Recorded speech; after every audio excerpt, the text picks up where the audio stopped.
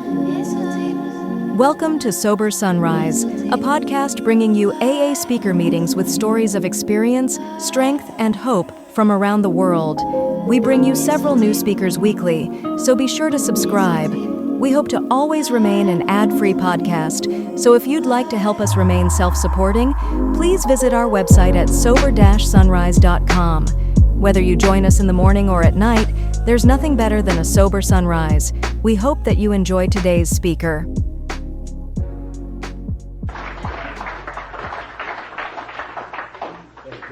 Appreciate it. I don't know what Becky had. You still got Becky around? Pardon? You still got Becky around? That's Becky what you talked to that? Debbie. No, she's not around. Long gone. If anybody knows her, I need to make an amends. Wow, thank you, Walter, for that introduction. I'll probably lay a dud here tonight, My name's John Kelly. I'm a grateful recovered alcoholic. And my sobriety date is September the 4th, 1999, and for that I am very, very grateful. And, I'm not just one of these dudes that walk around going, oh, I got me a little job today. God is so good. I got me a car today. Look what God's doing for me. I got me a girlfriend today. Look what God's doing for me. God don't want to hear that from me. He wants to see me in action.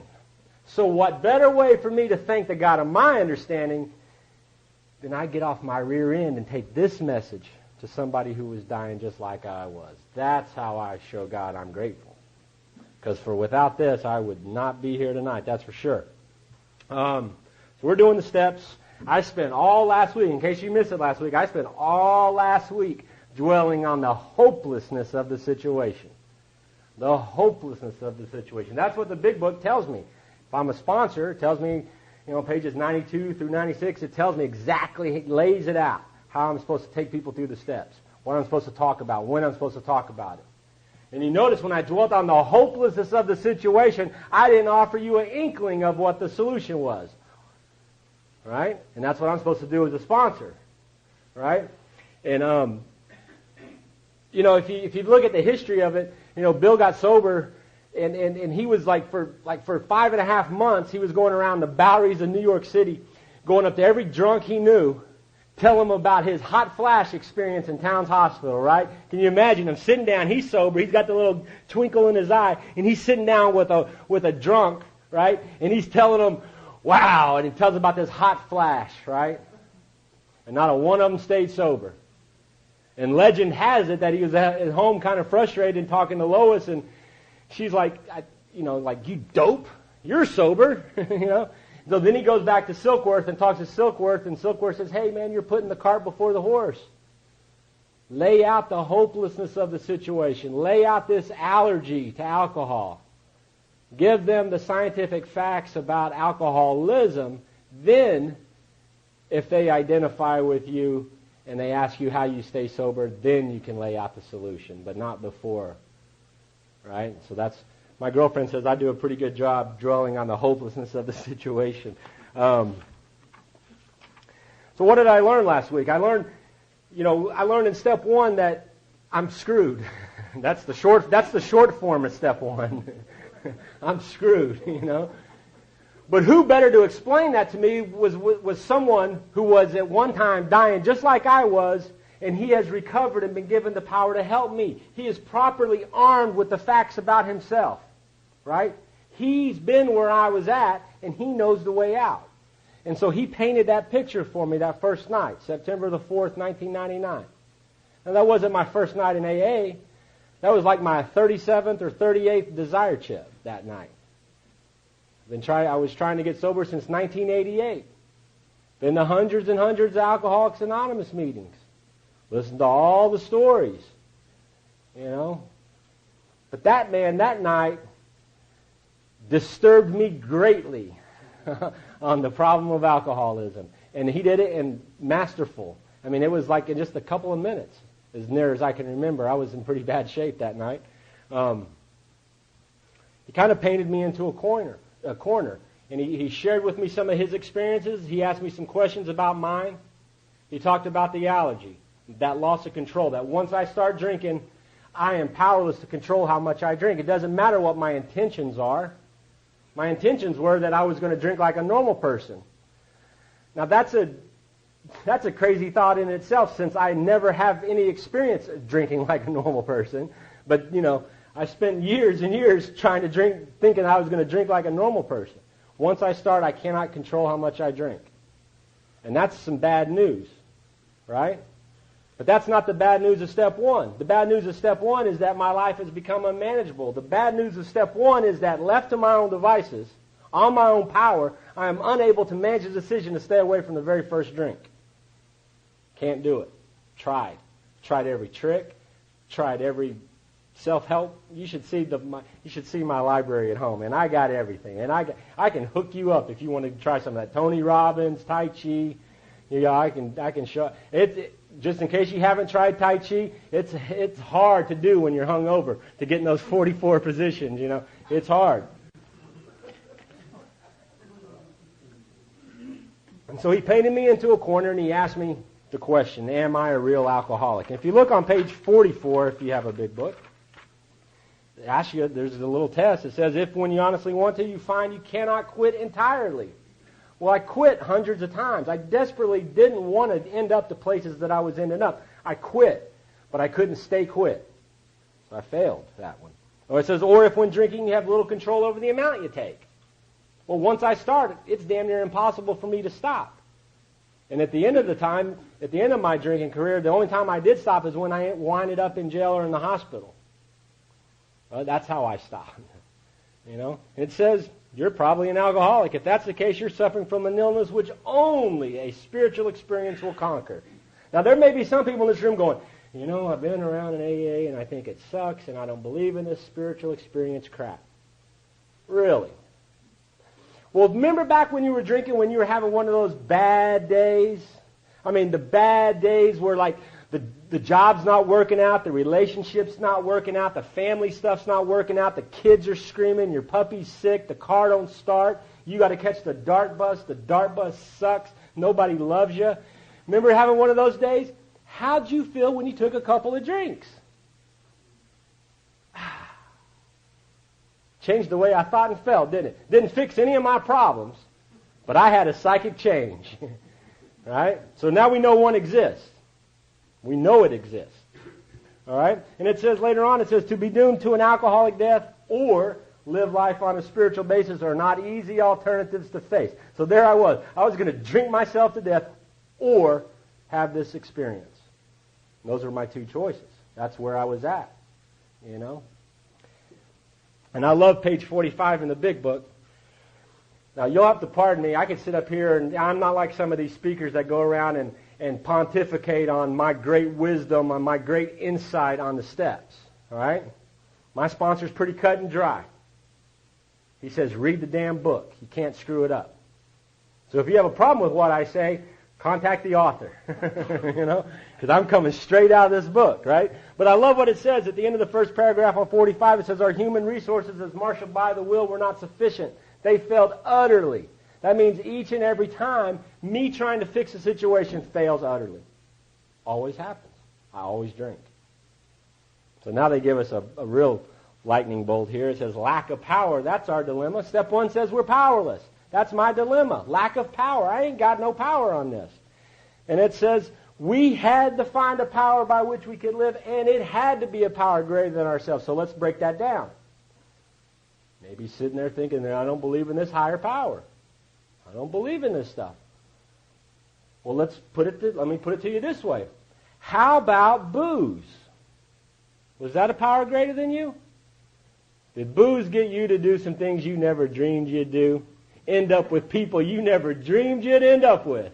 Did anybody ever wake up in a different town or a different state thinking, where in the heck am I? I read that book, Million Little Pieces. The opening page, anybody who's read it, the guy wakes up on an airplane, comes to, and he's bleeding and stuff. And I'm thinking, who hadn't done that?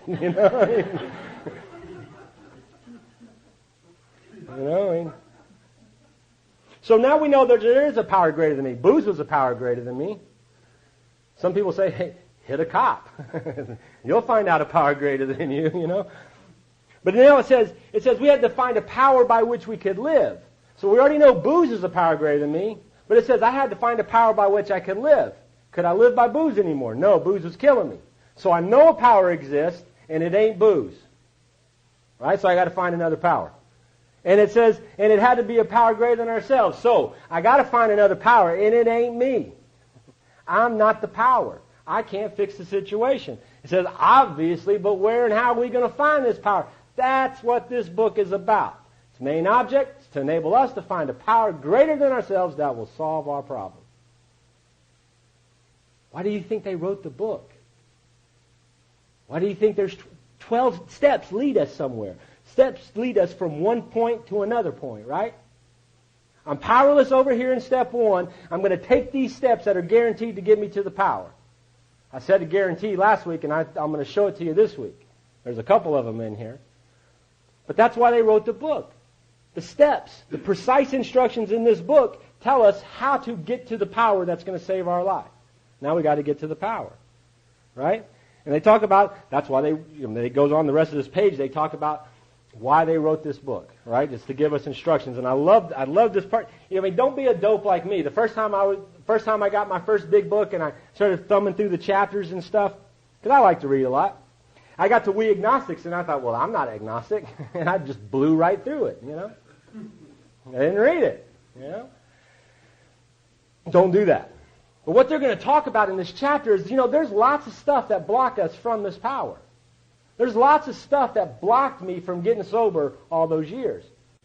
I had prejudices, I had fixed ideas of what I thought AA was, what I thought higher power was, what I thought God was, what I thought this book was about, what I thought the program was about. I had all sorts of ideas and prejudices. And Bill goes to great length in this chapter to talk about why is it that we've done so much in this last century when it took all those many, many centuries to get us to that point. Are we that much smarter? No. Think about Columbus, But he sailed east to go west, or sailed west to go east, right? There were some suckers back in Italy or Portugal or wherever he took off from. They were sitting there on the beach going, as soon as that SOB gets across the horizon, he's off the edge of the earth, They had prejudices, right? I had lots of prejudices blocking me. But I was convinced on that first night back in AA in 99, I knew the seriousness of the situation. My sponsor told me I was screwed, right? And then he asked me another question. He says, do you believe that it works for me? And I can remember looking him right in the eye, and his little eyes sparkled and stuff, and I knew it worked for him. I'd heard his story several times before. This was a bottom-of-the-barrel drunk. And something worked in his life. And he says, does it work for the rest of those people out there in that meeting? And I'm like, well, yeah, I know it works. He says, well, then what the hell do you have to lose except your life? And that's when he informed me that he was going to become my sponsor. And I was supposed to call him at 8 o'clock every morning. He was going to tell me where to be, what to read, and where to show up to. And it was my job to follow his lead. If I want what he's got, I got to do what he does. Right? He gave me some instructions that first night. And he told me when I got home that night, we didn't talk about God that first night. We didn't talk about a higher power or anything like that. But he told me when I got home to look up at my ceiling and say thanks. And tell my ceiling if I had to, thanks that I have another shot. Thanks that I met a big book thumper who was awake.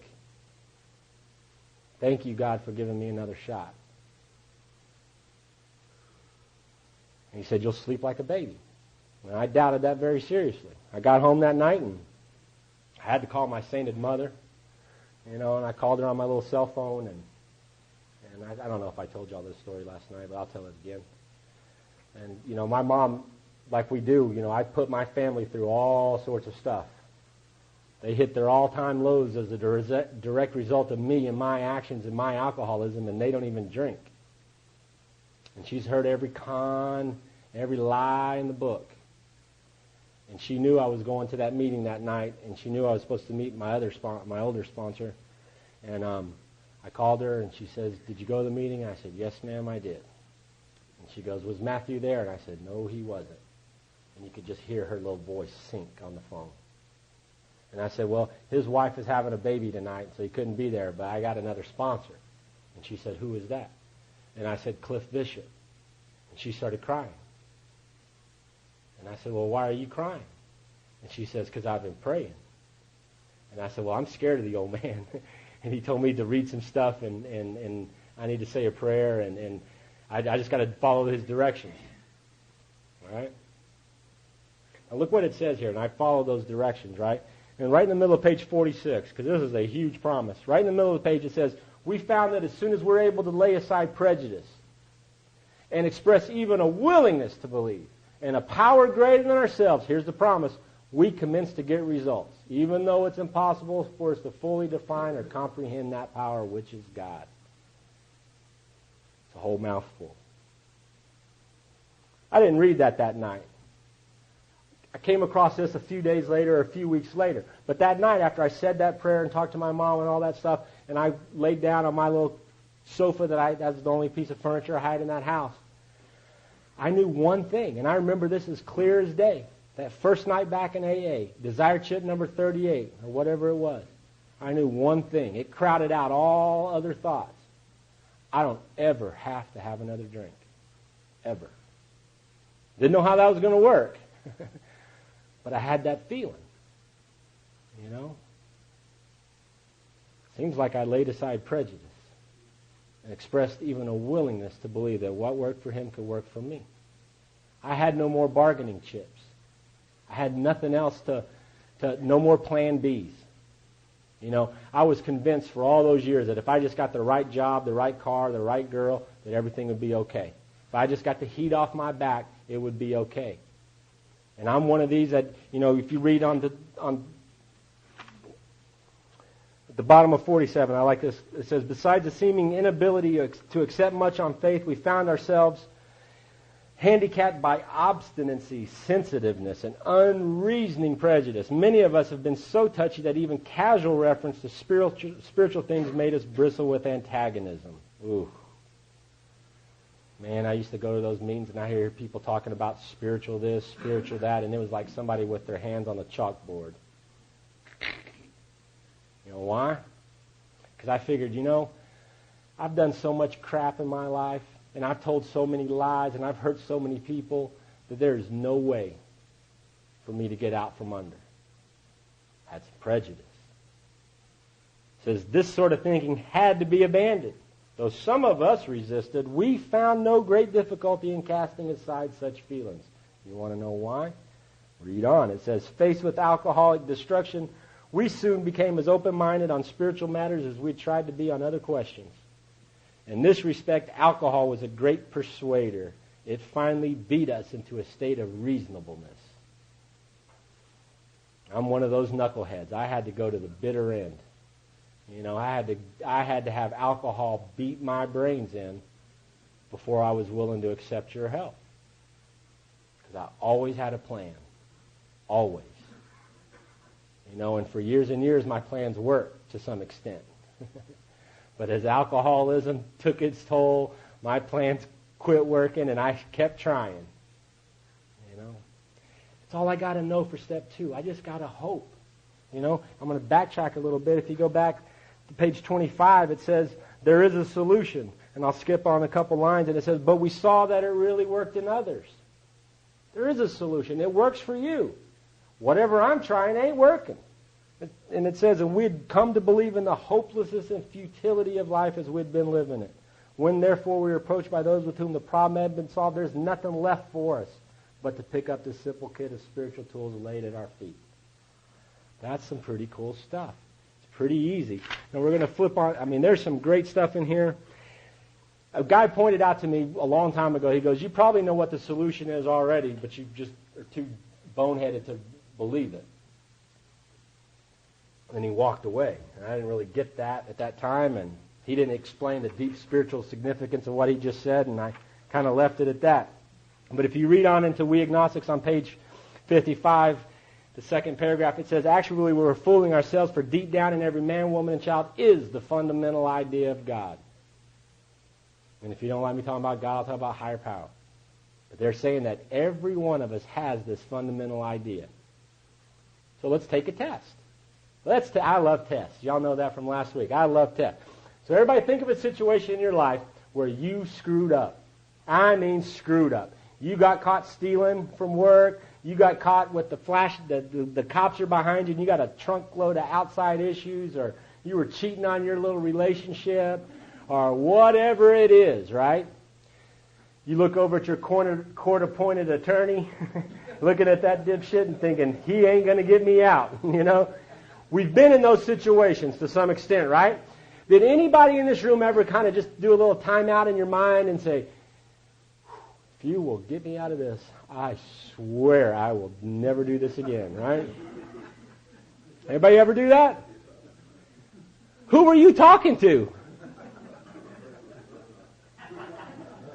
Ah, I got you. Oh, I'll get you on this one too.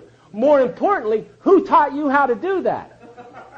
Nobody, my mama didn't pull me aside when I was 5 years old and says, hey, when S hits the fan, look up and say, if you get me out. Nobody told me that. I instinctively knew. Why did I know that? Because I was desperate. They weren't going to get me out of it. They weren't going to get me out of it. I sure as heck wasn't going to get me out of it. My back was against the wall. I had nothing else to turn to. So I pleaded to the emptiness of the air. Please get me out of this and I'll never do it again. Most of the time that worked. I got out of it to some extent in some cases. Did I hold up my end of the bargain? No. Why? Because the heat was off. As soon as the heat's off, I go back doing what I always do. Right? Alcohol beat me into a state of... And it says, we found the great reality deep down within us. I searched out there all over the country and all over the Caribbean. I looked for something out there to fix what was wrong in here. More jobs, more cars, more girls, more money, more this, more that. You should see how many Nikes I have. I got every friggin' pair. Why? Because they make me feel good, you know. I searched out there. He's saying, I'm going to find the power in here.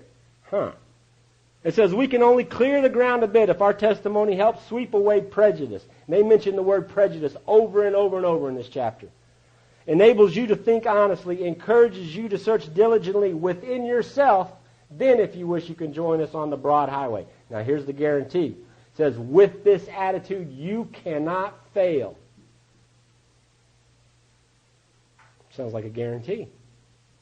Hey, look, there ain't no treatment center on this planet offering a guarantee. Hey, come to Betty Ford, we'll cure you. They ain't offering that. They're telling me if I go here with no prejudice, go here with an open mind, I cannot fail. Sounds like a guarantee to me.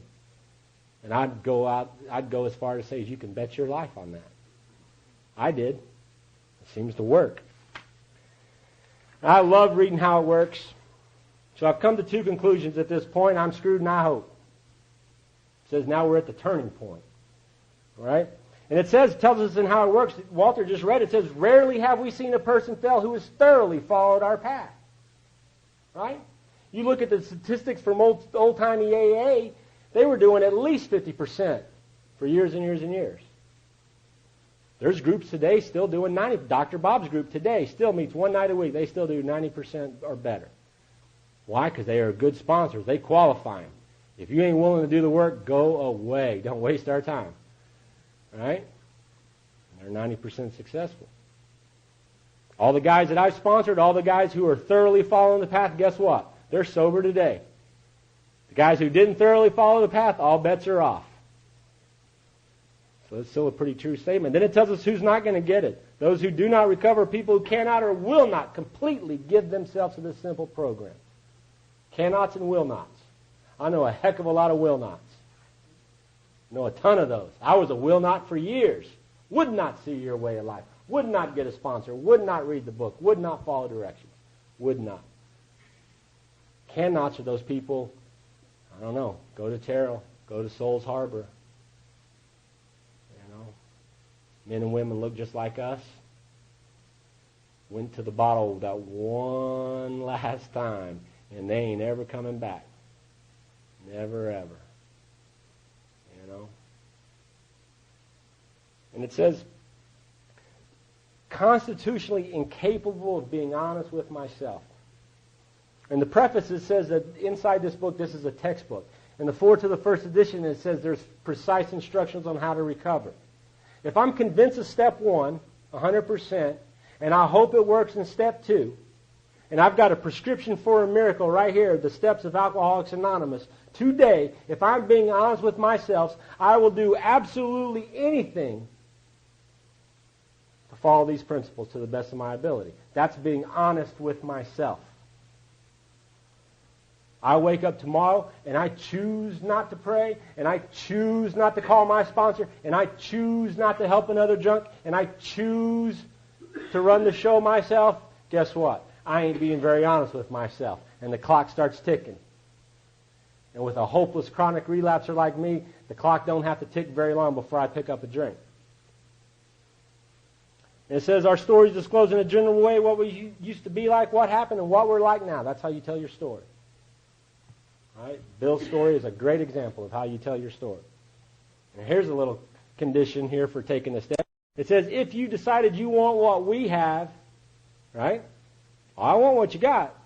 I was never willing to, because here's the next part. And you're willing to go to any length to get it. There's what always got me for those years. Oh, I wondered what you got. I ain't willing to do anything about it. I'll just try to get it by osmosis. I'll just come to a bunch of meetings. I'll just go to meeting after meeting. I'll be a meeting maker. They say meeting makers make it. All right?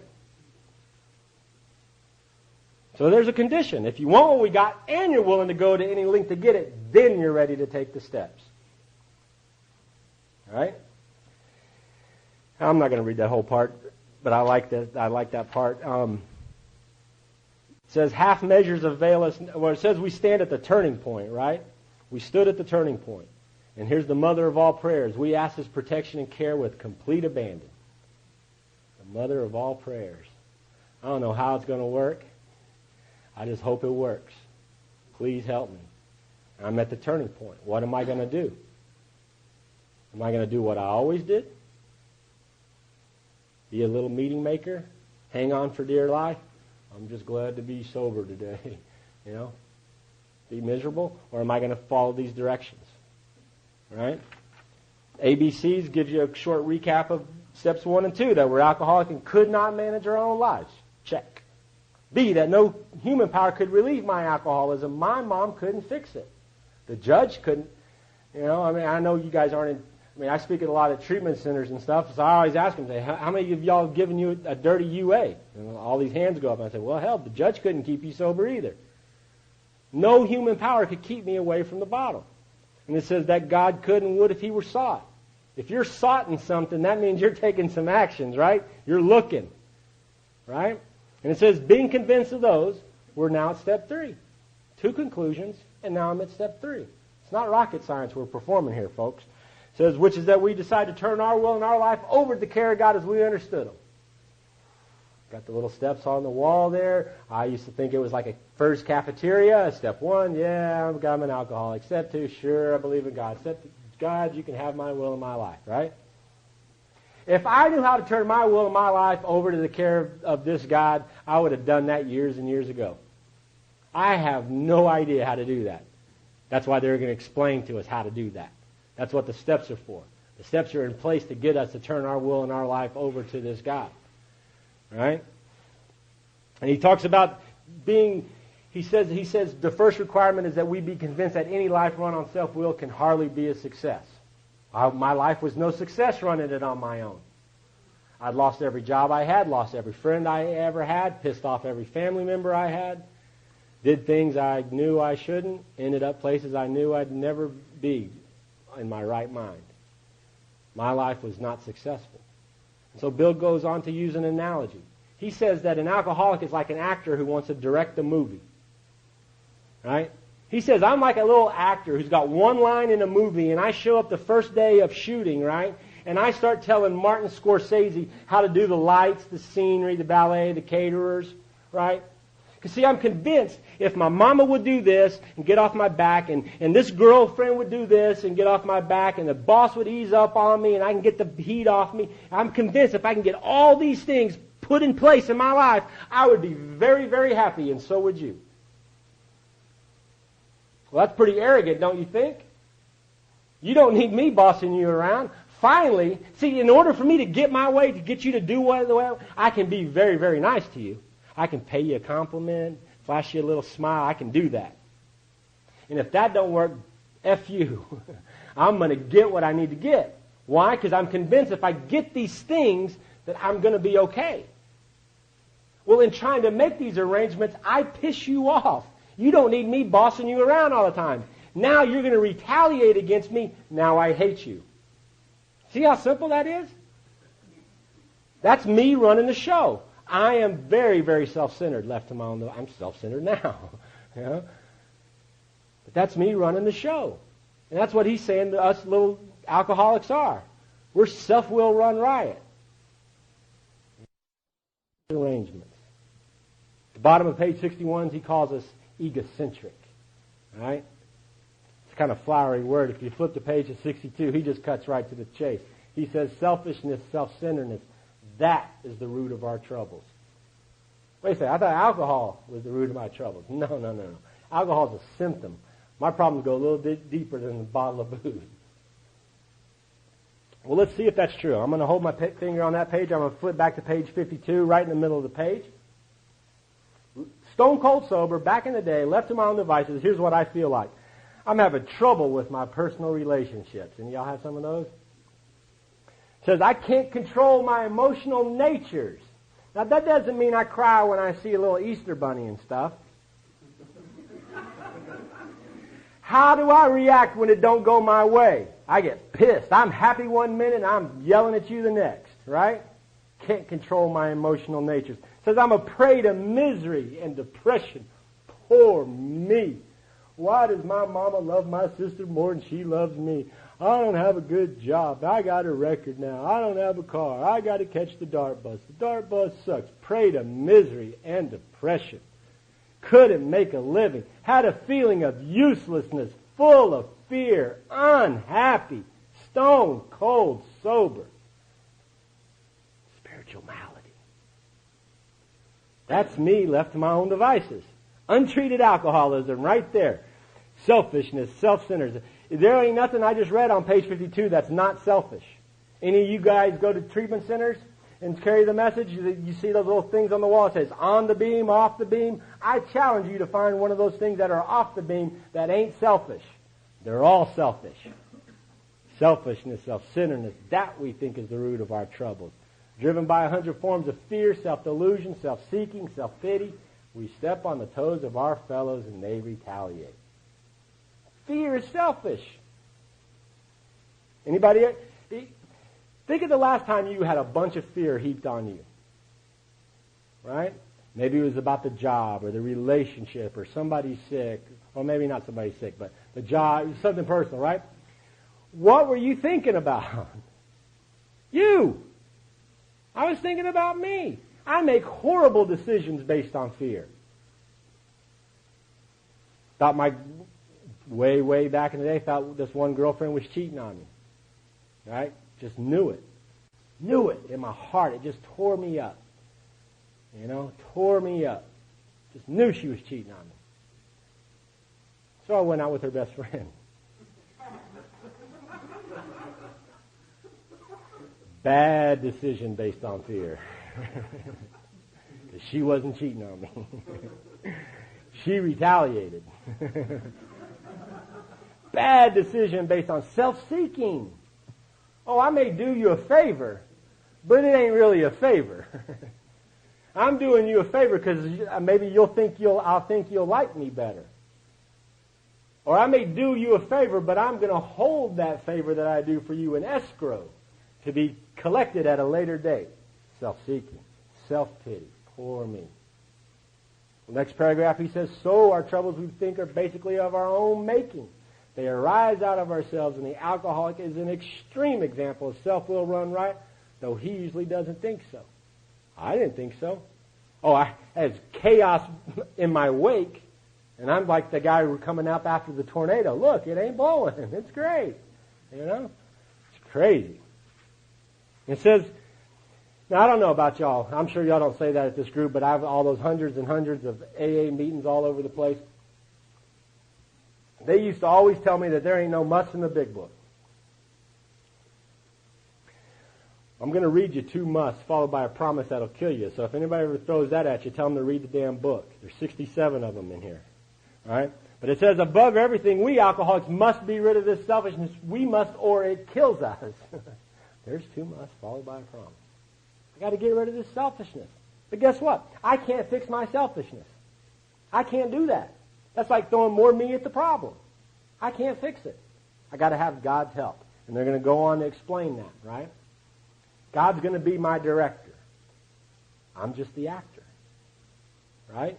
God's going to be the father, and I'm just the kid. The kid gets his instructions for his father. God's the principal, I'm the agent. The agent works for the principal. Right? Follows their lead. Some pretty good concepts of a higher power right there. This is some pretty cool stuff. In the middle of page 63, we got the 3rd step prayer. And it says it's very, very simple. It says, God, I offer myself to Thee to build with me and to do with me as Thou wilt. Relieve me of the bondage of self that I may better do Thy will. Take away my difficulties, that victory over them may bear witness to those I would help of Thy power, Thy love, Thy way of life. May I do Thy will always. Exclamation point. So that's the 3rd step prayer. Pretty simple. So I'm a few days sober, and I go over to my sponsor's house, and he'd give me stuff to read, and we sat down in his offices at his house, and we went over in detail doctor's opinion and all that stuff again. And we went over and we talked about this higher power concept, this God thing. Do I got a problem? Do I got God stuck sideways in my craw, you know? Do I got anything that might be blocking me? So we talked about all that.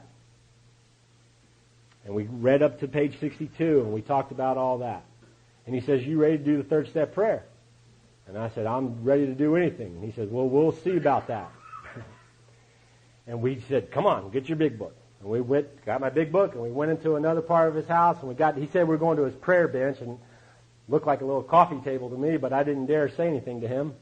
And we got down on our knees, and we opened our book to this page, and just like I'd done it in the previous attempts, we got on our knees, and we opened the book to page 63, and we're getting ready to do a 3rd step prayer. And I'd done it before. It's the AA waltz. Step 1, yeah. Step 2, yeah. Step 3, say the prayer, go get drunk. You know? Pretty simple.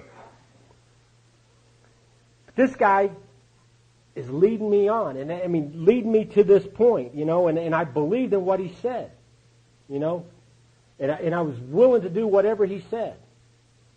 And so we open the book to this page, and we get on our knees, and we put our arms around each other, and I still kind of got the shakes, because I'm a few days still off from my last drink.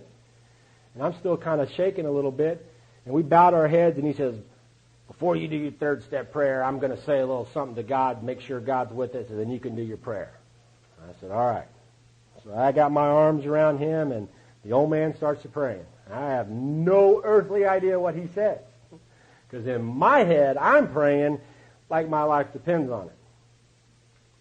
And I guess there was an uncomfortable pause when, you know, after I stopped praying, and I'm sitting there like a dope, still praying in my head, and finally he nudges me and he says, I need to hear what you're saying to God. And this is my 3rd step prayer. This is what I said. And I said, Dear God, I've tried to get sober since 1988, and I'm scared. And I don't want to die drunk. I need your help.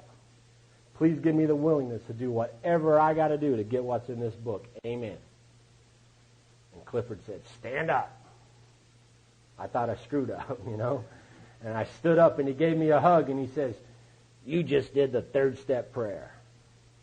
See, I followed directions. I voiced it without any reservation.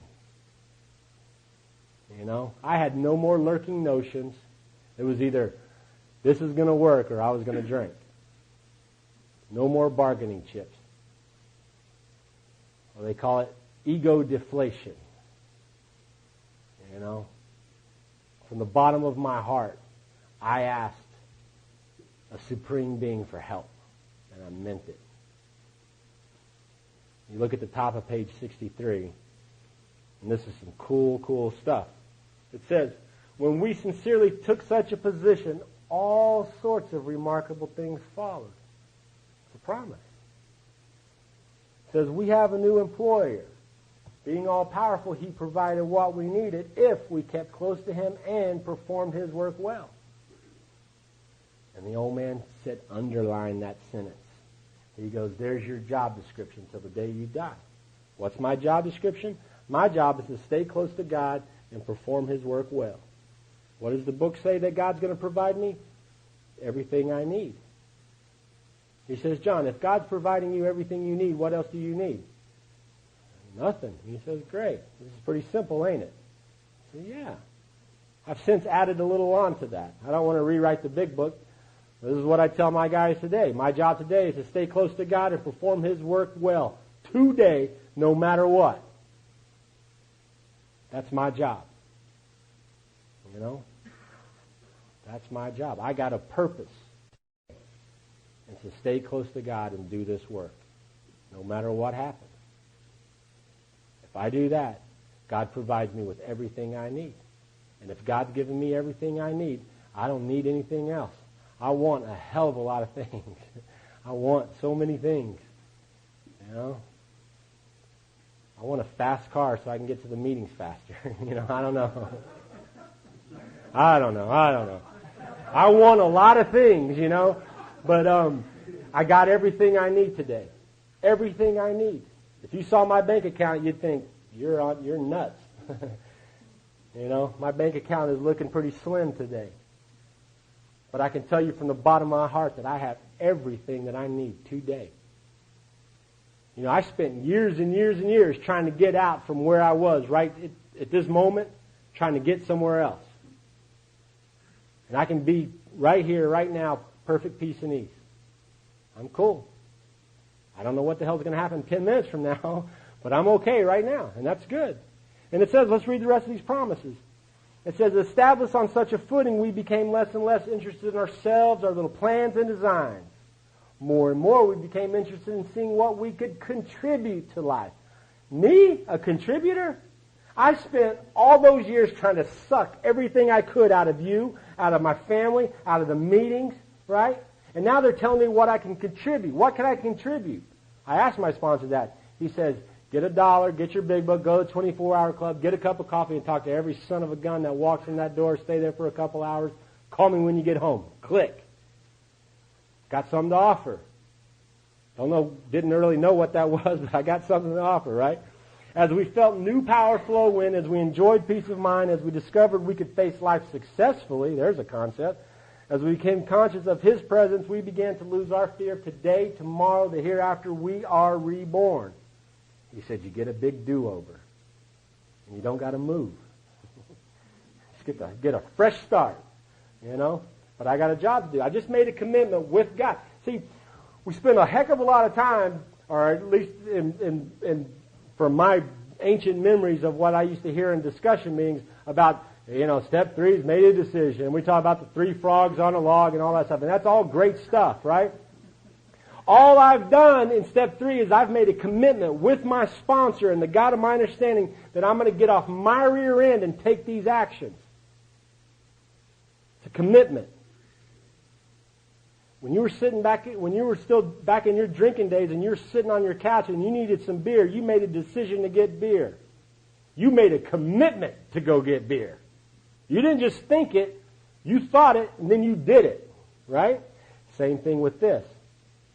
I make a commitment in step 3 with my sponsor that I'm going to follow these directions. Right? I'm going to do whatever I got to do to get what they got.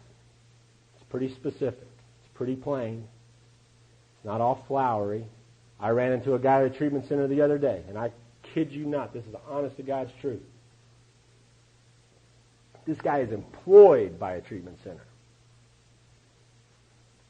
And he says, if a man needs to work on his third step for a year, that's quite all right with us. And these people have a lot of alcoholics come through their place, and they got a boatload of crack addicts. And that crap like that is annihilating those men and women. The big book is very, very specific on how to take the steps, when to take the steps, with whom to take the steps. It gives me prayers and promises all along the way. If you got another idea, go do it. I don't care. But if you want what I got, we're going to do what they did. It's pretty simple. It was a very tedious process to get me to that point. But once I was there ain't no turning back. It says, we found it very desirable to take this spiritual step with an understanding person such as our wife, best friend, spiritual advisor. Who better to do my third step than my sponsor? He's been where I'm at, and he's where I want to get to. So he's going to hear my third step.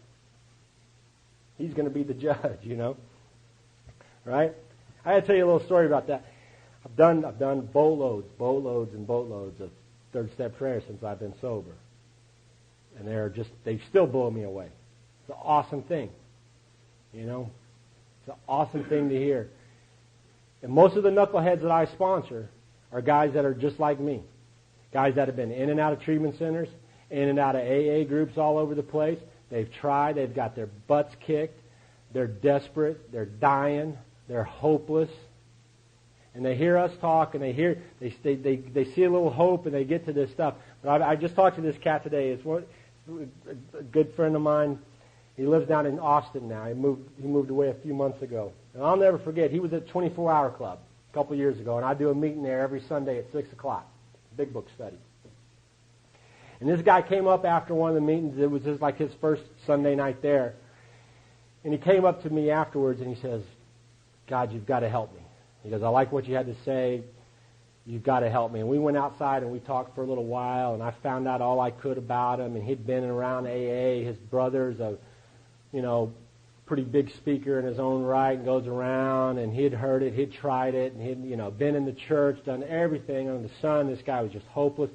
He had a Winnebago, an old Winnebago, not a nice one, like a real old-timey one. It was like we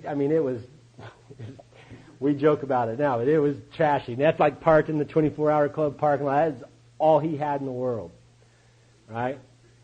Got a couple kids. His wife's left him, and they just couldn't stand him. And this guy was living there. He had like $1 to his name. And I started to work with him, and I gave him some stuff to read, told him I'd come up there to see him in a day or two, and da-da-da-da-da. Well, long story short, I come up a few days after that, after our first contact, and we went to this little coffee shop that's right by Baylor Hospital down there, and you get there in the afternoon, no one's in there, and we go way in the back so you're not bothered and everything, and we've each got a big book, and we start going through this information, because he had read some stuff, and I'm going through the doctor's opinion, and there's a solution, and more about alcoholism, and we agnostics, and we're going over this stuff that I just read. And he's asking questions along the way, and then he gets quiet, and I'm looking at my book, and I'm talking to him, and he looks up, and he's got tears rolling down his face. And he says, my God, I've been in Alcoholics Anonymous for 15 years, and nobody ever explained this stuff to me. Nobody. And that's how we did his third step prayer. We did it a couple minutes after that. That man's life changed like that. Like that. Had nothing to do with me. I just read the damn book. But it's stuff like that I don't want to miss. Another little third step story. I wasn't sober too long. I spent years and years and years of my other attempts at AA sitting on the back row trying to think of something witty to say so you'd like me, right? Literally dying in Alcoholics Anonymous. Miserable, right? So I get this little sponsor, and we start going through the steps, and my life changes like that. And I'm doing this work, and I'm at Homeward Bound listening to Myers and Kurt, and those guys do the meeting on Friday nights, and I'm like 3 weeks sober, right? Like my third Friday night to be at this little meeting, and I worked late that night. And I'd in and out outside all day long. It was kind of cool and kind of rainy, and I was starting to get a little cranky, and my throat hurt, and I had a headache. I didn't feel good. And I got home at like 7, the meeting's at 8 o'clock, and I'm thinking, man, I just need to take a shower and eat some soup and lay on the couch and relax so I don't get sick and everything. And I remembered, while I was taking a shower, I remembered that that Tuesday previous, I had met some guys from Homeward Bound, I had talked to them, and I'd give them some little red books, and I asked them to read some stuff, and I told them that I'd be there Friday to work with them. And I mean, I'm like cursing myself in the shower, like, God, I don't feel good. Come on, God, I think I'm getting like the flu or something, Ebola or something, you know. It's bad. And I remember getting out of the shower, throwing on some clothes, putting on a hat, getting on my knees and asking God, say, God, please, I don't feel good. Make this hour go by quick so I can come home and rest so I don't get sick. And I left. And I went up to that meeting. And I get out of my car, and my buddy Kurt comes running up to me, and he goes, dude, I just got off the cell phone with Myers. They're coming in from Louisville. There's like an 18-wheeler jackknife. They're not going to make it. You and I got to do the meeting. And I said, man, I can't do the meeting. I've got to work with these two guys right here. And Kurt said, oh, my God. He goes, I got these three guys right here. And he says, I know what you can do. You sit down, you work with all 5 of these guys, and I'll go do the meeting. And I said, Kurt, I've done this one time before. He says, well, we better pray. And so Kurt said a little prayer, and he said, just do steps 1, 2, and 3 like we do. I said, all right. And his guys were mean, man. They're like gangbangers. I mean, they were like mean and tall and kind of snarled and stuff. And I'm like, oh my God, they didn't have a smile one. And we sat down, men who normally wouldn't mix, sat down. They all got big books. They all got them already started getting highlighted and stuff. And I opened my big book and I started to lay out steps 1, 2, and 3. And I did it in under an hour. And the hour's winding up, and we get to the part of the 3rd step prayer, and I tell them how me and my sponsor had just done my 3rd step prayer a couple weeks previous. And these guys, that hour, these guys that normally wouldn't mix, that had a snarl, they're marking in their books, and they're and they're asking questions, and they're hook, line, and sinker. And they're the real deal. And I asked these guys, are y'all ready to do a 3rd step prayer? And they said, you betcha. I know y'all probably hadn't been to Homeward Bound, but the concrete is pretty filthy. Cigarette butts everywhere. And these 5 guys plus me make 6. 6 guys that normally wouldn't mix got on our knees and put our arms around each other and bowed our heads. And I said a little prayer to make sure God was with us. And then to a man, it went around the horn. And each man did his 3rd step prayer. There wasn't a dry eye in the house. We commenced a hugging, cheerful, little sparkles in their eyes. And I ain't telling you that story to brag. I'm telling you a story for one important reason. My job is to get off my rear and take this message to someone who is dying. Left to my own devices, I probably wouldn't have drank that night. I could have stayed home, taken a shower, had some soup, and gotten to bed and made it to my meeting the next night. The moral of that story is my job is to help drunks. My job is to get off my rear end and take a message of recovery to somebody who was dying just like I was. And for that, I got an experience that I'll never, ever forget. And it happens a lot. Thank you for having me.